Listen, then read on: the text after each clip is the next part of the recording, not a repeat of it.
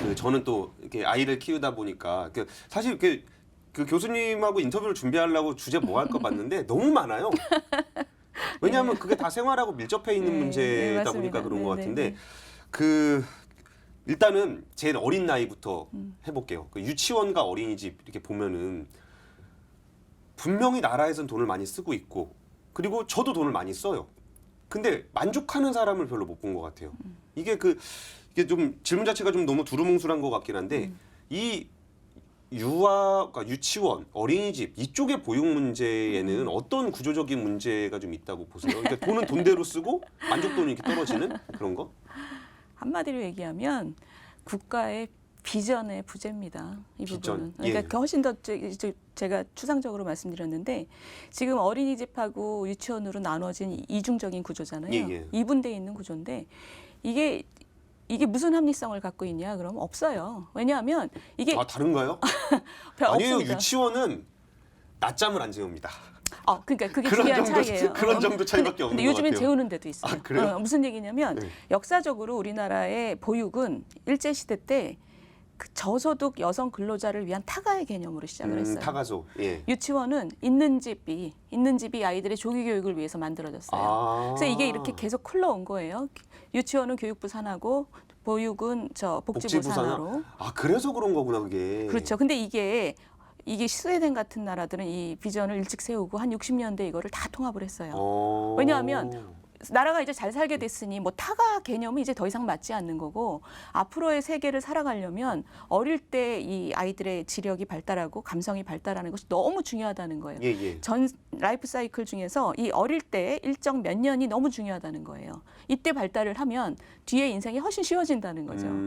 대학 그 입학금 도와주는 것보다 예. 요때가 너무 중요하다는 거예요. 이게 뭐 노벨상 받은 분들이 지금 연구한 게 아주 부지기수입니다. 아 그래요. 그렇기 때문에 아 갑자기 저한테 부담을 확 주시네. 그렇죠. 저희 애 잘 키워야 된다는 것 그러니까요. 같아가지고. 젊은 엄마들은 이걸 되게 중요시해야 돼요. 그런데 사실 이게 개인 엄마가 할 수 있는 일이 아니에요. 이거는 시스템이 해결해 줘야 되는 거예요. 어느 정도는. 예. 대부분을. 그래서 지금 이 북부 국가 같은 나라들은 60년대부터 이거를 개혁을 많이 했습니다. 이게 예. 국가 비전인 거죠. 예. 근데 우리나라도 사실은 지난 한 20년 동안 이런 얘기가 끊임없이 있어 왔어요. 예, 그리고 예. 사실은 한 10년 전에 저도 이 연구를 하고 그 정부로부터 의뢰를 받아서 연구를 했는데 이 두 개를 합쳐서 어떻게 나라의 어떤 그 비전을 가진 조기 교육의 비전을 어떻게 구현을 하기 위해서는 양쪽을 어떤 식으로든 이렇게 종합을 해야 되는데 예. 서로의 기득권이 너무 세요. 맞아요. 유아교육 하시는 분들은 이쪽 그 보육하시는 분들의 얘기를 잘 안 듣고 예. 보육하시는 분들은 또 이게 합쳐지면 본인들의 입지가 너무 약화될 거라고 생각하고 예. 양쪽 부처도 별로 관심이 없어요. 어쨌든 누군가 하나는 자기 이렇게 일을 내놔야 되는 거니까. 그렇죠. 그 몇 년 전에 총리실에서 이거를 딱 해서 이거를 좀 해보려고 노력을 많이 했습니다. 점진적으로. 그런데 아주 작은 성과만 있지 이 양쪽의 이해 그룹을 어떤 식으로든 조율시킨다는 것은 굉장히 강한 리더십이 필요해요. 그런데 그 강한 리더십은 정부가 예. 국민들에게 이런 비전을 보여주지 않으면 어려워요. 왜냐하면 지금 엄마 아빠들은 한마디로 얘기하면 별로 상관 안 해요. 유치원이든 보육원이든 저 어린이집이든 자기 근처에 좋은 게 있으면 보내고 있어요. 그렇죠. 예. 저도 그러니까 유치원을 안 보내고 어린이집을 나이가 좀 이렇게 들어서도 보내고 있는데 그 유치원 비리 때문에 좀 불신했던 것도 있고 그러니까 교육을 목적으로 유치원을 보낸다는 개념으로 생각을 해보면은 그 돈 낼 거면 오히려 교육에 특화되어 있는 학원을 보내지. 그 우리가 굳이 유치원에 돈 내가면서 보내야 되나? 그러니까요. 그런 생각도 좀 들고 해서 그러니까요. 말씀대로 유치원 어린이집의 그 구분은 거의 안 하고 지내는 것 같아요. 그러니까 자기 동네에 좋은 게 있으면 보내는 예. 거예요, 그냥. 근데 이게 5살이 되면 학교 가기 전해가 되면 이제 엄마들이 이제 교실 그 환경에 익숙해지기 위해서 유치원으로 많이 옮기는 경향은 예. 있어요. 근데 지금 이 얘기에서 이제 중요한 점은 뭐냐면 엄마 아빠들이 이렇게 고민하는 엄마 아빠들은 본인들이 배운 사람들이에요. 무슨 얘기냐면 이걸 이대로 방치해 놓으면 배우고 돈이 좀 있는 부모들은 너무너무 고민을 해서 어떻게 해서든 좋은 쪽으로 애를 데려가고 예, 예. 그렇지 않은 또 저변의 가구들은 그냥 있는 거 이용하는 거예요. 좀 주변에 좋은 게 있는지 별로 신경 쓸 여력이 없는 예, 집들은. 예, 예. 그러니까 이것은 미래의 사회 통합을 위해서도 너무나 중요한 문제죠. 경쟁력을 위해서도 중요하고 사회 통합을 위해서도 중요하기 때문에 정부가 훨씬 더 투자를 많이 해야 돼요. 투자를 많이 한다는 건 제가 말씀드린 건 돈의 문제보다 예, 예. 비전을 만드는 거예요. 국가적인 어떤 틀을 빨리 만들어서 예, 이 예. 틀을 국민들한테 보이고 이렇게 해서 뭐가 좋아진다는 걸 보여야지 이런 강력한 이해 집단을 뭉뚱그리는 노력이 예. 국민들로부터 지지가 나와야 되거든요. 그렇죠. 예. 근데 지금 현재까지 제가 이것을 한 10년 들여다봤는데 예. 우리나라의 국가적인 틀, 관점 예. 이게 없습니다. 그러면은 또 하나 불편한 주제 한번 던져보겠습니다. 그러니까 제가 언젠가 한번 다루려고 그랬는데 그 댓글이 하나 달렸어요. 네. 국민연금과 건강보험 재정 이런 부분 재정 고갈과 미래 세대의 부담 좀 추제해 주세요.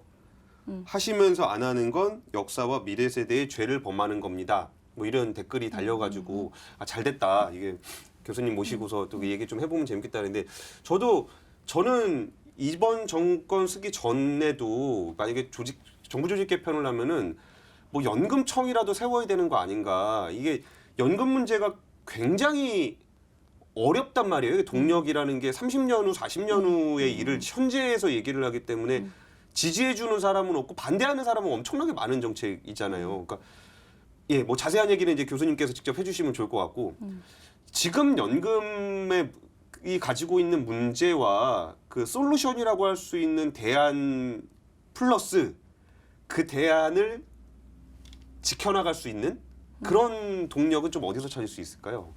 너무너무 우리 사회에서 가장 어려운 부분입니다. 그것이. 예. 근데 한 가지 먼저 말씀드리면 지금 연금 전문가들이 공유하는 문제는 우리 연금은 지금 지속 가능하지 않습니다. 간단하게 말해서. 앞으로 30년쯤 되면 30년 후가 되면 아마도 그거보다 더 빨리 국민연금의 존폐 자체가 위험해진다는 것에 대해서 지금 반대하는 사람은 없습니다. 저도 못 본 것 같아요. 그거를 부인하는 사람은 그걸 못 본 것 부인하는 같아요. 사람은 예. 없어요. 그러면 그것을 지속 가능한 쪽으로 개혁을 해야 되는데 그 개혁에 대해서 그 개혁의 방향을 내놔야 하는 것이 사실 우리 국민연금법 5조입니다. 5년마다 재정 계산을 해서 그것이 재정적인 안정성을 가질 수 있도록 그때 제도를 보완해야 한다는 것이 국민연금법 5조에 들어있어요. 법안에 그 내용이 담겨 있어요. 들어있어요. 근데 지금 우리가 재작년에 재정 재계산을 했고 예. 작년에 이제 정부가 거기에 대해서 개혁안을 나왔죠. 그 개혁안 어느 것도 개혁안 이 4개를 가져왔는데 예. 그중에 어느 것도 재정적으로 지속 가능한 경로로 향하고 있질 않습니다. 그러니까 어떻게 말하면 이 국민연금법을 위배한 거예요, 사실은. 그러네요. 예. 근데 지금 이건 제가 이제 팩트만 말씀드린 거고 그러면 이것을 어떤 식으로 고칠 거냐 이거에 대해서 너무나 많은 얘기가 있죠. 예, 뭐 예. 보험료율을 어떻게 할 거냐 아니면 이 국민연금 제도의 기능을 어떻게 다른 것과의 연관 속에서 다시 재배치할 거냐 이거는 굉장히 복잡한 문제인데 예, 예. 그 복잡한 문제를 지금 얘기하는 건 저는 별로 의미가 없는 것 예, 같은데 기본적으로 지금 기자님이 말씀하신 거예요. 이것은 세대 간의 이해가 갈리는 부분이기 때문에 예, 예. 이것을 하기 위해서는 정말 고도의 정치적인 진정성과 그리고 스킬이 필요하죠. 진정성이라는 것은 국민들한테 솔직하게 이 문제를 까놓고 예. 이것을 우리가 지금 제대로 하지 않으면 앞으로 어떤 미래가 기다리고 있는지를 예. 보여줘야 돼요. 일단. 근데 지금 사실 제가 30년 얘기했잖아요. 예, 예. 우리 모두 다 제가 지금 50인데 50살 먹은 사람은 본인은 아무 문제 없을 거라고 생각하거든요. 근데 생각해 보세요. 한 25년 뭐 30년 있다가 제도 자체가 존폐가 휘말리면 예. 분명히 저는 한 90까지 살 거거든요. 아마도 예, 예, 지금 예. 평균 연령으로 보면. 예, 예. 그러면 갑자기 노후에 어마어마한 충격을 받게 돼요. 지금 개혁 안 하면 문제가 생기는 것은 사실 지금 한 80, 70대신 아주 고령자 말고는 우리 국민 전부의 문제예요. 왜냐하면 맞아요. 예. 고령화가 너무 빠르기 때문에 고령화가 너무 빠르기 때문에 이 제도가 지금 너무나 앞으로 남은 수명이 작아요. 예. 베이비 부머가 은퇴하기 전에 이 제도를 고쳐야 됩니다. 그러니까 그분들이 한번 싹 걷어가고 나면 저희 먹을 거 별로 안 남을 것 같은데요. 그러니까 그분들이 계실 때 사실 이 개혁을 해서 이 그분들이 돈 적립금을 버실 때. 그렇죠. 예. 적립금을 좀 올려놔야지 이후의 세대가 부담이 훨씬 덜해요. 그러니까 지금 사실 우리가 시간이 많지는 않지만 예. 그럼에도 불구하고 또 연금 개혁이라는 것이 너무나 힘든 문제이기 때문에 이것을 설명하는데 뭐 1년의 시간 갖고 전 될 거라고 생각하지는 않아요. 근데 그렇기 때문에 사실은 지금 총력을 기울여야 되는 거죠. 많은 분들이 잘 모르시는 게 뭐냐면 한 나라의 사회 정책 중에서 가장 중요한 게 뭐냐? 특히 복지 정책 중에서 그러면 연금입니다. 연금. 왜냐하면 국민의 한 30% 가까이가 이제 곧 저거잖아요. 저 생산 활동을 하지 못하는 연령이 되면 그 사회의 지속 가능성 자체가 연금제도거든요, 사실은. 근데 우리가 지금 정부로서는 각 정부는 수건 돌리게 하는 거죠. 자기가 있는 동안에 이거 하기 싫은 거죠. 근데 그렇게 되면 어떤 국가의 계속성을 수호해야 된다는 아주 기본적인 헌법적인 의무를 생각하면 이러면 안 되는 겁니다, 사실은. 근데 연금에도 굉장히 많은 이슈들이 있고 저는 경제관점에서 보면서 연금 수익률을 위한 운용 방식이라든지 기금운용본부가 어디 있어야 되는지 막 이거 되게 복잡한 얘기들이 있는데 사실 연금의 그 기본 툴은 더 내고 덜 받아야 되는 거잖아요. 그러니까 일종의 우리는 이제 그 연금을 약간 세금 비슷하게 생각하는 게 있는데 세금을 더 내라 그러면 나중에 조금만 줄게 이 얘기를 해야 되는 건데 이걸 어떻게 정치인들이 얘기할 수 있을까요? 이게 민주주의 사회에서 가능하긴 할 걸까요, 이게? 그 지금 말씀하신 이게 두 가지를 같이 말씀하신 거예요. 연금 제도는 제도의 부분이 있고 기금 운용의 부분이 있어요. 두 가지가 아주 큰 기둥이에요. 그런데 지금 말씀하신 제도 부분과 기금 운용 부분 자체가 우리가 지금 다 엉망이죠. 그러니까 제도를 개혁하는 문제하고 있는 제도에서 최대한 기금을 운용해서 돈을 끌어내는 이 기금 운용 두 개가 다 문제인데 두 개 다 고도로 정치화됐어요. 정치적인 논리로 이걸 풀고 있어요. 지금 기금운용본부를 전주로 갖다 놓은 것부터 시작해서 지금 근데 이 정치가 좋은 정치가 아니고 제가 아까 말씀드린 민주주의 사회에서 국민들이 듣기 싫어하는 얘기를 하는 게 가능이나 하냐. 가능하지 않아도 해야 되니까 그게 정치죠. 고도의 정치는 좋은 정치는 가능해 보이지 않지만 국민들이 들을 때까지 계속 해야 되는 거죠. 솔직하게. 그게 정치고 그게 정치의 영역이 없다면 이거 우리 망하는 게 너무 앞에 보이는데 그런데 지금 남아있는 건 이 제도 부분과 기금운용 부분 자체가 너무나 낮은 정치에 매몰돼 있는 거예요. 당장 국민들이 듣기 좋은 얘기를 하기 위해서 또는 자기 지역구를 위해서 이런 식으로 지금 두 개를 지금 망하게 만들고 있습니다. 두 개를. 저는 사실 뭐 그렇게 망하게까지라고 얘기하고 싶진 않고 그러니까 슬로우리 컬랩스 저희가 방송 구조조정이라고 얘기할 때 했던 건데 이게 서서히 받고 있는 차, 그러니까 교통사고의 상황을 정말 슬로우 모션으로 보게 됐을 때 뻔히 벽으로 가는 게 눈에 보이지만 핸들을 틀 수 없는 핸들을 틀면 그러니까 핸들을 틀면 무슨 일이 생기는지 그러니까 핸들을 틀어야 되는 거잖아요. 근데 틀지 못하고 이렇게 지켜보고 있는 게 굉장히 좀 답답하기도 해서 정말 이렇게 의정 활동을 하시게 되면은 뭐 연금 문제 같은 거는 제가 연금청 아까 말씀드렸던 것도 이게 그 복지부 산하기관 정도로 될까 아니면 진짜 이거는 독립적으로 얘네는 주장창 이 얘기만 하는 조직이 필요하지 않을까 싶어서 그 말씀을 좀 드렸던 건데 사실 뭐 연금 문제 되게 근데 어느 걸 뭘 만들어도 그 청이라는 것은 사실은 어디에 속해 있어야 되잖아요. 근데 기본적인 구조는 정부에 속해 있는 거죠. 그렇죠? 정부가 할 마음이 없으면 뭘 만들어도 안 되는 거예요. 정부가 여기서 진정성을 갖고 해야 되고 그리고 이제 연금 개혁 같은 경우는 사실은 정부가 여당만의 힘으로 할 수 있는 게 아니에요. 어느 나라나 성공한 그 연금 개혁은 여야가 같이 했습니다. 근데 성공한 케이스가 있기는 해요. 몇몇 나라들은 꽤 잘했죠. 뭐 90년대 초반에 그 금융위기를 맞은 스웨덴 같은 경우가 스웨덴은 사실 되게 배울 게 많은 나라인데 위기를 맞은 건 우리도 맞았잖아요. 우리도 사실은 IMF 이후에 개혁을 좀 했지만 스웨덴은 정말 전면적인 개혁을 했습니다. 세제도 바꾸고 뭐 저 고용 구조도 바꾸고 정부 부분도 깎았는데 제일 중요한 건 연금 개혁을 했어요. 연금 개혁을 아주 대규모로 했습니다. 그 대규모로 하는 과정에서 여당과 야당이 협조를 했어요. 몇 년 전에 스웨덴 복지부 장관이 왔을 때 제가 물어봤어요. 어떻게 당신들은 이것을 했냐. 그랬더니 그 사람이 한참 생각하더니 매우 겸손하게 We are very lucky 그러더라고요. 그러니까.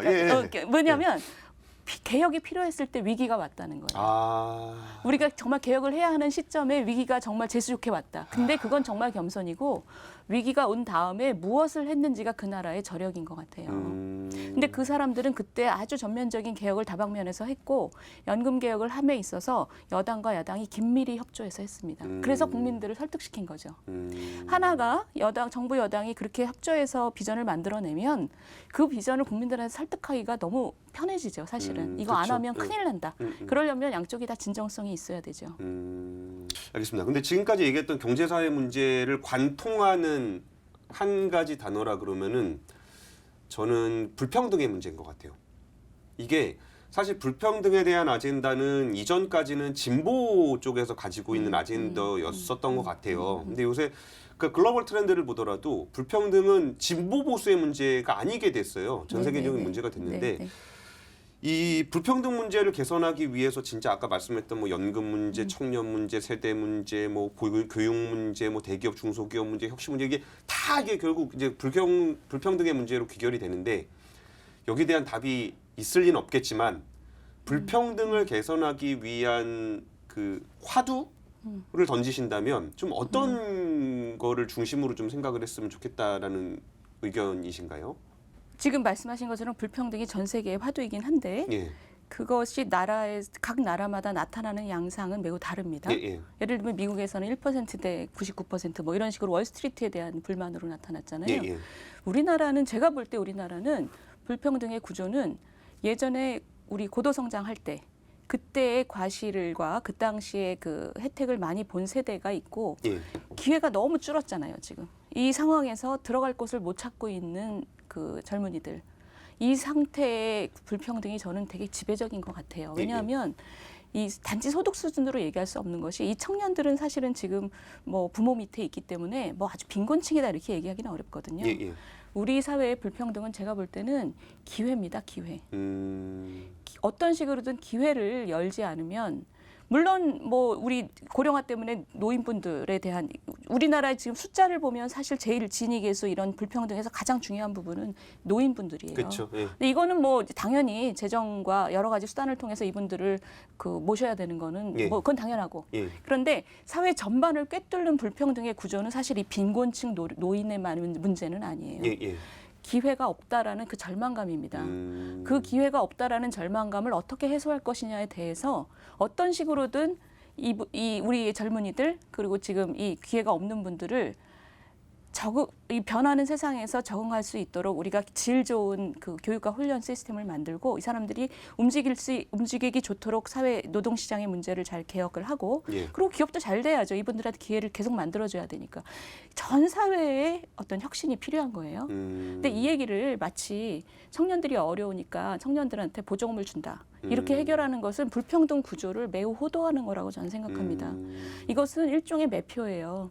지금 기회가 없어서 목마른 젊은이들한테 우리가 너네를 굉장히 배려하거든. 그래서 돈을 줄 거거든. 이런 문제가 해결된다는 듯이.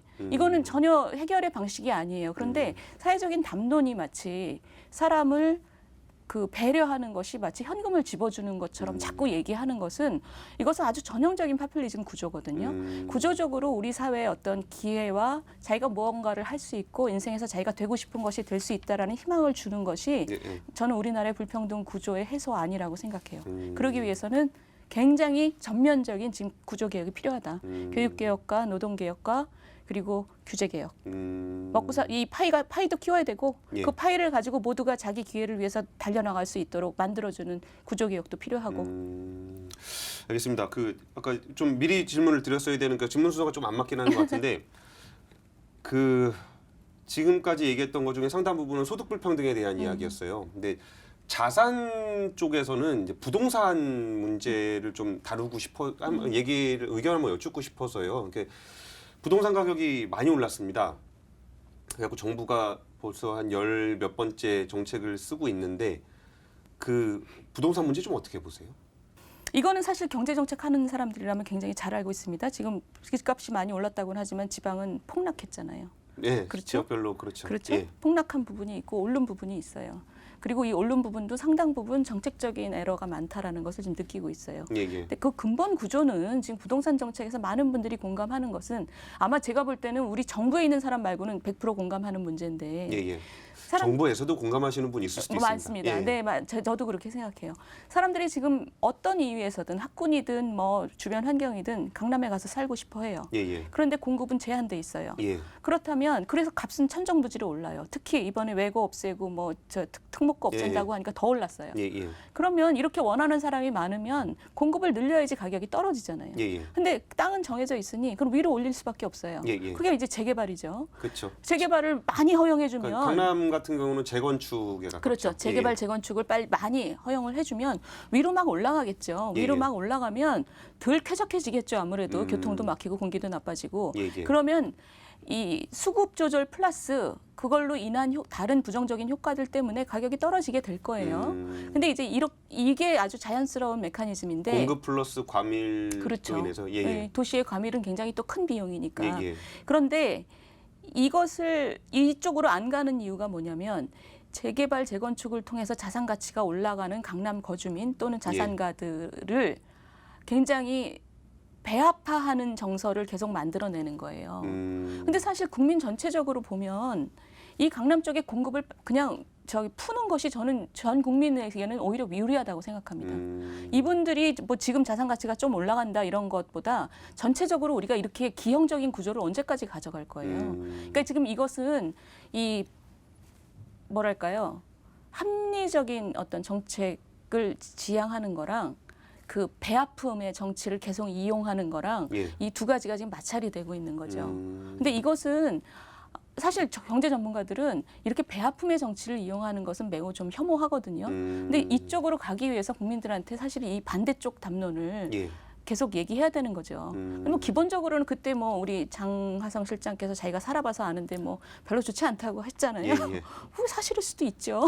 그리고 점점 더 그렇게 돼야죠, 사실은. 살아본 사람들이 크게 좋지 않도록 공급도 늘리고 뭐 이렇게 비쌀 필요가 있냐 이런 생각을 하게끔 사실 그쪽이 돼야 되는 거죠. 알겠습니다. 이게 이렇게까지 솔직하게 말씀해 주실 줄 몰랐는데. 너무 솔직했나요? 아니요, 저는 그 부동산 정책에 있어서 우리가 서로 얘기하지 않는 부분들이 하나 있다고 생각해요. 그러니까 그 공급을 늘리자라고 이야기하는 사이드에서 빼놨던 얘기는 그 강남 재개발 재건축을 풀어서 현재 계신 분들이 좀 엑시트할 수 있는 기회를 줄 수밖에 없다라는 얘기를 빼고 있는 것 같고, 그렇죠.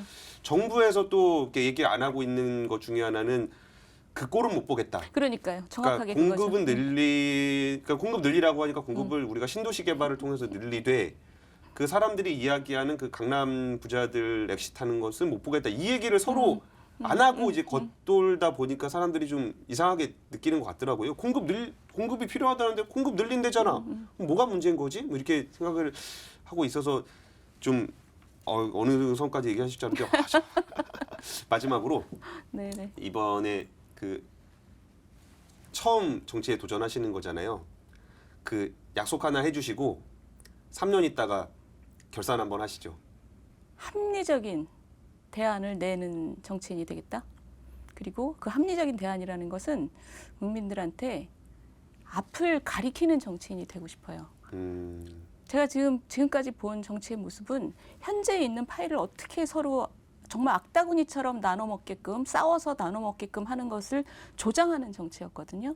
근데 저는 정말 제가 조금이라도 능력이 된다면 국민들에게 앞을 좀 가리키고 이쪽으로 갑시다라는 말을 좀 할 수 있는 사람이 되면 참 좋을 것 같아요. 알겠습니다. 오늘 그 정치 후보자를 모셨는데 경제 얘기를 중심으로 하다 보니까 경제라는 얘기를 왜 사람들이 불편하게 생각을 하며 그럼에도 불구하고 이 얘기를 왜 알고 이거를 누군가 얘기를 해줘야 되는지에 대한 필요성을 많이 느낀 것 같아요. 말씀하신 것처럼 현재 가지고 계시는 생각에 이제 정치권 도전에 성공하셔서 정말 잘 하고 계신지 그거는 우리가 또 이제 한 3년 후에 다시 한번 모셔서 리뷰를 다시 한번 해보는 시간을 갖도록 하겠습니다. 거의 협박이십니다. 아주 건설적인 협박. 알겠습니다. 지금까지 윤희수 교수님 모시고 가치관경제 진행해봤습니다. 감사합니다. 감사합니다.